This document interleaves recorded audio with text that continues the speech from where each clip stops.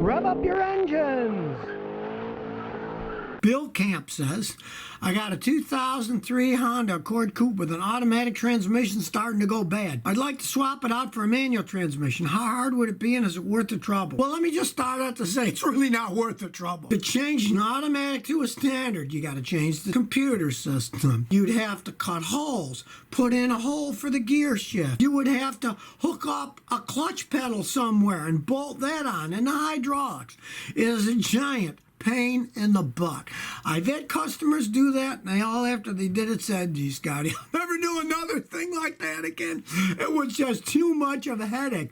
All that stuff that you got to change out. And of course, the transmission is different, so the drive shafts are different too. You got to swap them out. It is a pain in the butt. If you really want one, go get a standard transmission and get rid of yours, because it is a gigantic pain in the rear end, swapping all that stuff out to make it work correctly. Believe me, I'd had people do it, and they all to a man said they'd never do it again. John Lowe says, Scotty, do you like FJ Cruisers?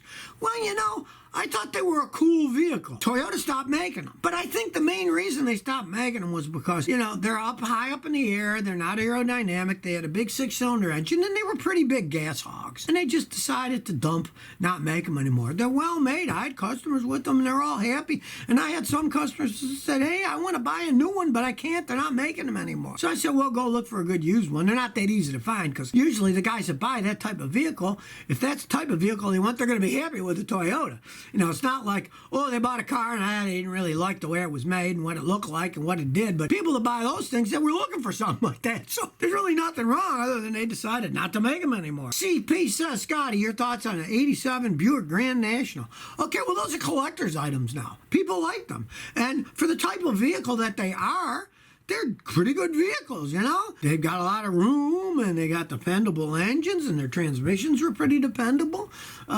People that want that type of vehicle, that's not a bad vehicle. Now realize, if you're going to get one that's a stock vehicle, you're going to pay pretty good money for it, because they become collector items, and that's, you know what, it's a 32-year-old vehicle now. Since they're a collector's item, you don't want to buy something like that and use it as an everyday driver. You want to take care of it and keep it and insure it, and realize that if you insure a classic car like that and you don't drive it, if you drive it less than like 5,000 miles a year, you can get pretty cheap insurance on those things. My customers that drive them, when they tell me, some of them are only paying $300-400 a year for insurance on them, so it might not be a bad deal. Jesus Garcia says, I got an 07 Mustang. My brakes keep sinking to the floor.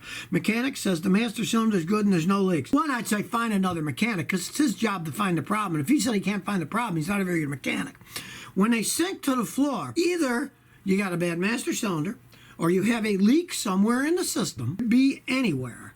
Could be in the anti-lock brake system, or you got a bad brake booster. Here's the thing that you can kind of get an idea about the booster is. Turn the engine off. Step on the brake with the engine turned off. If it's rock hard, you start up the engine, and then you step on it, it sinks, you got a bad booster, and then you'd have to replace the booster on it. It's a decent test to see if the booster is bad, because the boosters aren't cheap. They're relatively expensive, and you don't want to have to put one on if you don't have to, because that's an awful lot of money you're going to spend. Stefano RR says, you got a vehicle, it's Pontiac Vibe, and it's running on a biofuel, LPG and gasoline. The LPG has no issue, but with the gasoline, it is a rough idle when it's warmed up and gives loss of power at 3,500 RPMs and up. It gains back and then it loses. You know, there's nothing wrong with the engine or the ignition system, because it works fine on LPG. So you got some kind of a problem with your gasoline running system.